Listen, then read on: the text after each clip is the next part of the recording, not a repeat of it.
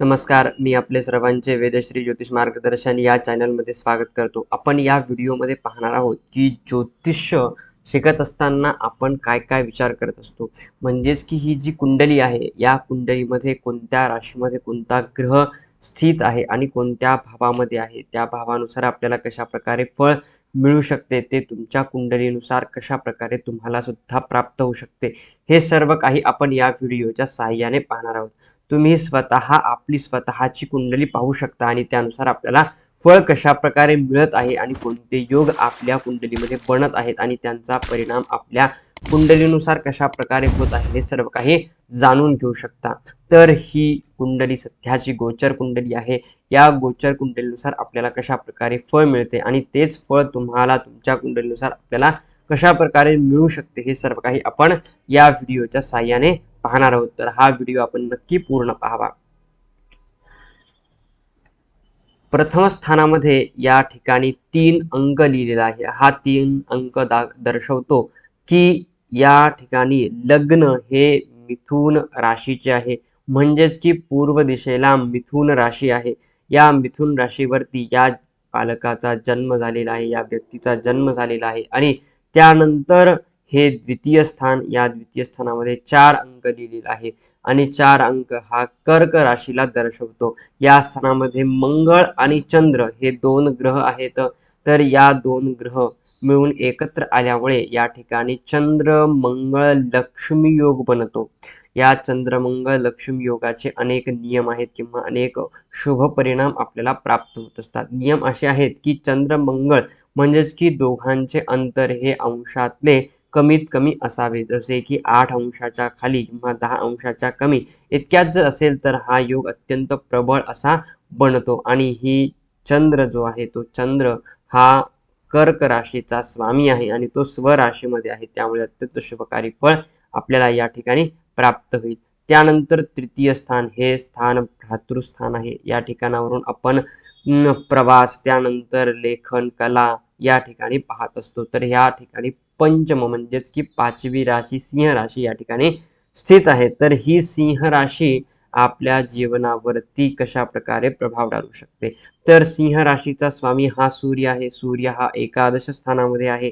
तर एकादश स्थान हे अत्यंत शुभकारी फळ देणारे आपल्याला या ठिकाणी दिसून येते. तर हे अत्यंत शुभकारी फळ आपल्याला या ठिकाणी या व्यक्तीला देताना दिसते. म्हणजेच की याला एक कला असेल, प्रवासाची आवड असेल, अनेक लेखन, कला, त्यानंतर या व्यक्तीला अनेक स्फूर्तता वाढेल. त्यानंतर हा पराक्रम करून दाखवणारा व्यक्ती नक्की असेल. या प्रकारे आपल्याला फळ दिसून येत असते. आपल्या जर कुंडलीमध्ये असाच योग असेल किंवा जर तृतीय स्थानाचा स्वामी जो आहे तो चांगल्या स्थानामध्ये बसलेला असेल किंवा एकादश स्थानामध्ये बसलेला असेल तर ही सुद्धा यानुसार आपल्याला नक्कीच शुभफळ प्राप्त होत असतात. त्यानंतर चतुर्थ स्थान हे स्थान मातृस्थान आहे. या स्थानामध्ये या ठिकाणी कन्या राशी आहे आणि कन्या राशीचा स्वामी हा बुध आहे आणि बुधची दृष्टी सुद्धा या ठिकाणी या स्व राशीवरती या स्थानामध्ये पडत आहे आणि बुध हा दशम स्थानामध्ये राहू, शनी आणि शुक्रासोबत बसलेला आहे. तर या ठिकाणी या बुधामुळे आपल्याला या ठिकाणी अत्यंत शुभकारी फळ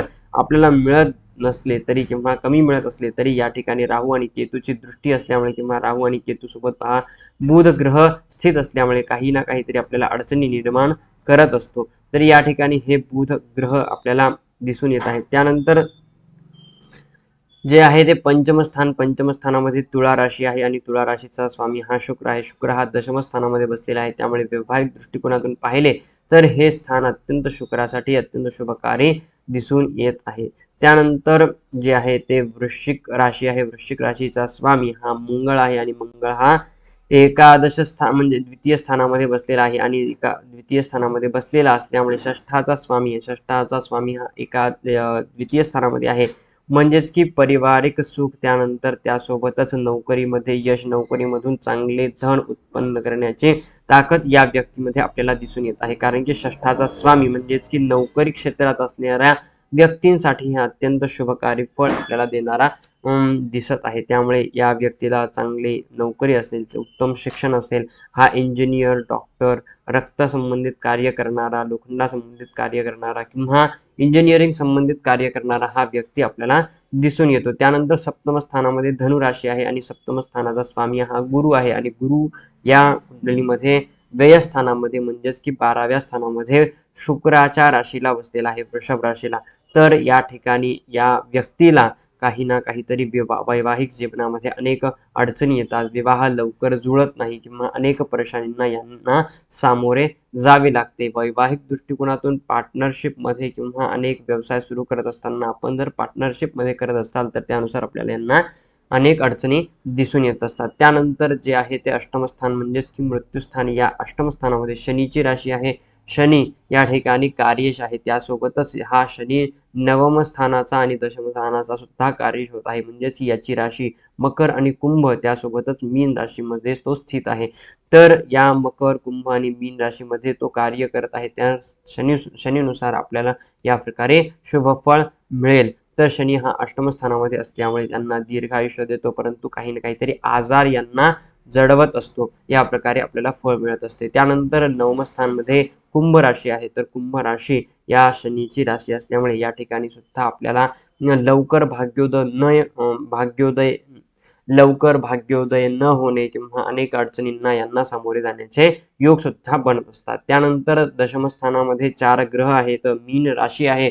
मीन राशीचा स्वामी गुरु या ठिकाणाहून द्वितीय म्हणजे की शुक्राच्या राशीमध्ये बसलेला आहे आणि शुक्र गुरुच्या राशीला बसलेला आहे. त्यामुळे या ठिकाणी परिवर्तन नावाचा योग होतो किंवा अन्योन्याश्रित नावाचा योग होतो. त्यामुळे म्हणजेच की गुरुच्या राशीला शुक्र आणि शुक्राच्या राशीला गुरु आहे, त्यामुळे या ठिकाणी अन्योन्याश्रित योग बनत आहे.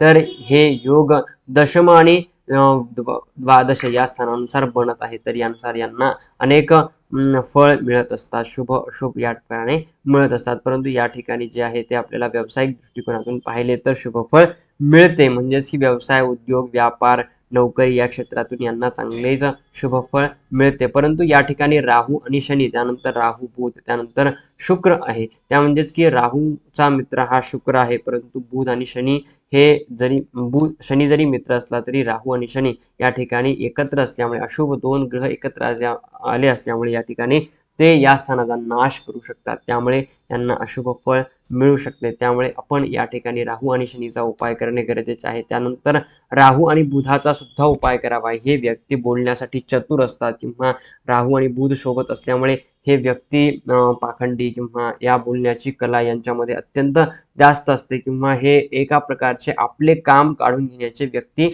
असतात, म्हणजेच की यांचे काम कोणत्याही व्यक्तीकडे अडकत नाही, ते आपले काम करून घेतात त्या व्यक्तीकडून. या प्रकारे यांना बोलण्याची कला हे राहू आणि बुध 2 ग्रह सोबत असल्यामुळे दिसून येते. अंशात्मक पाहिल्यानंतर आपल्याला आणखीन कळेल की हे अंशात्मक जवळ आहेत की दूर आहेत, त्यानुसार आपल्याला कशा प्रकारे शुभफळ देत आहेत हे सगळं करेल. त्यानंतर सूर्य हा एकादश स्थानामध्ये उच्च राशीला बसलेला आहे.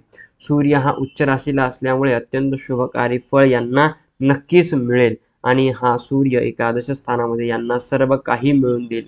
यश, कीर्ती, विजय सर्व काही यांना प्राप्त करून देण्याचे कार्य हा सूर्य नक्कीच यांना करून देईल. त्यानंतर गुरु हा वृषभ राशीचा, म्हणजेच की वैकुंठवास किंवा आपण घरापासून दूर राहिल्यानंतर यांना अत्यंत शुभकारी फळ सुद्धा या गुरुमुळे प्राप्त होईल. या प्रकारे ही कुंडली आहे. तर आपलीही सुद्धा कुंडली या प्रकारेच असते, तर त्यानुसार आपल्याला ही शुभफळ प्राप्त होत आहेत. कशा प्रकारे प्राप्त होत हे जाणून घेणे अत्यंत आवश्यक आहे. तर यासारखेच व्हिडिओ पाहण्यासाठी आणि अनेक जणांची कुंडली पाहण्यासाठी आपण या चॅनलच्या माध्यमाने पाहत असतो. तर नक्कीच या चॅनलला सबस्क्राईब, शेअर आणि लाईक करावे.